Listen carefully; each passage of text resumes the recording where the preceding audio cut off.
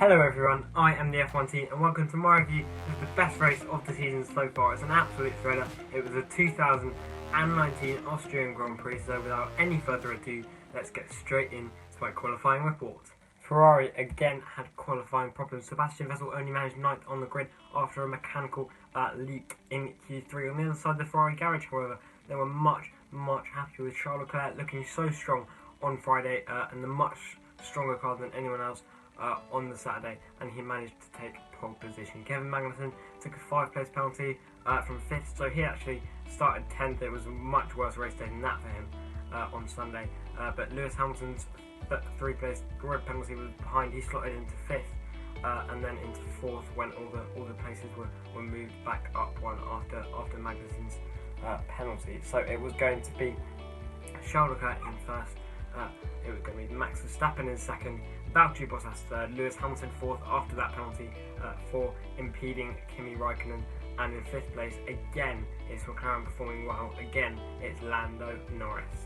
Verstappen actually had a really poor start from 2nd place, and he actually fell to 7th, with Lando Norris briefly actually moving into 3rd in his McLaren. That's the first time we've said that about a McLaren in a long time. However, he was overtaken again by Lewis Hamilton, then by Sebastian Vettel.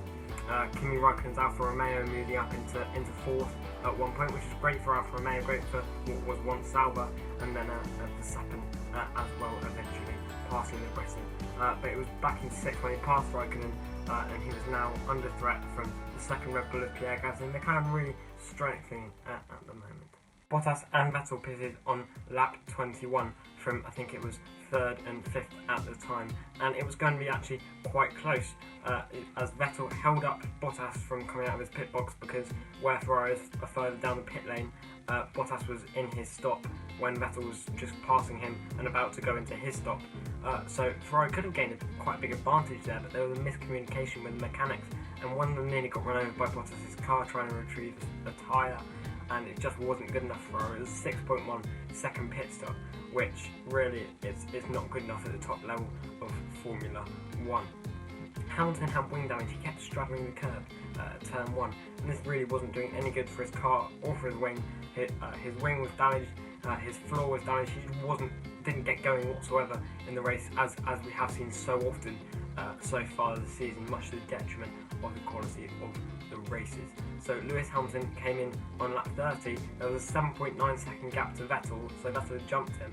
There was a 7.9 second gap to Vettel after he had come out. That's a quite big gap, and would Hamilton be able to pass Vettel towards the end of the race? Would Vettel be able to pass Hamilton towards the end of the race? That's how it actually panned out.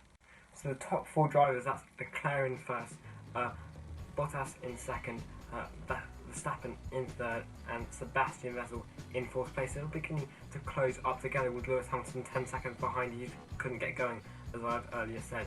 So Verstappen had passed Vettel for 3rd earlier, as I just alluded to, and then Vettel decided to pit for soft tyres. He'd be much quicker at the end of the race than the other 4 front runners, maybe going for a fastest lap, because he just knew that he could not fight Verstappen. He was going so quickly. They had just the right setup this weekend in that Red Bull car. It was a shame it looked after that anti-stall, because otherwise it looked like Verstappen could have gone on to fight for the win. It wasn't long before Verstappen actually had problems of his own too. He told Red Bull that he was losing power, and that actually didn't stop him from passing Bottas, who we later found had a similar problem. It didn't stop him from passing Bottas at turn 2. Christian Horner told Sky Sports it was the exhaust sensor, but the problem was under control, and Verstappen was just 5.1 seconds behind Charles Leclerc with 15 laps remaining. Could he do it? With 6 laps to go, he was just 1 second behind. Leclerc defended incredibly. The same on lap 67. And lap 69, did Verstappen push Leclerc off? That is the biggest talking point in this race. As big a talking point, it's not bigger than in Canada, because it wasn't certain if the order was going to switch around anyway. And it is just, in my opinion, I'm going to go out there and say it, I do not think that it was a penalty at all.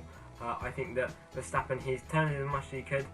He's 4 wheels alongside going into the corner, and I can absolutely see where Charles Leclerc's coming from. He's gone and taken Charles Leclerc's line, but Verstappen had a right to do that. He was in the space. He'd taken the inside line, and he was just coming out.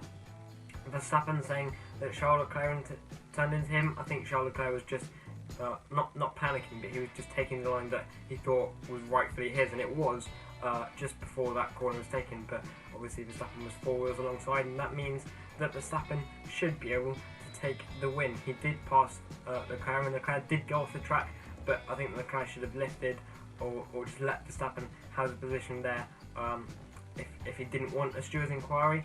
Obviously, if you're Leclerc, you're going to want a steward's inquiry because that means that you're going to have a chance of still winning your first race in Formula 1. So in my opinion, it was not a penalty, and the top 5 were Max Verstappen in first place, Charles Leclerc in second, in third place was Valtteri Bottas, with Sebastian Vettel 4th, and Lewis Hamilton a distant 5th place.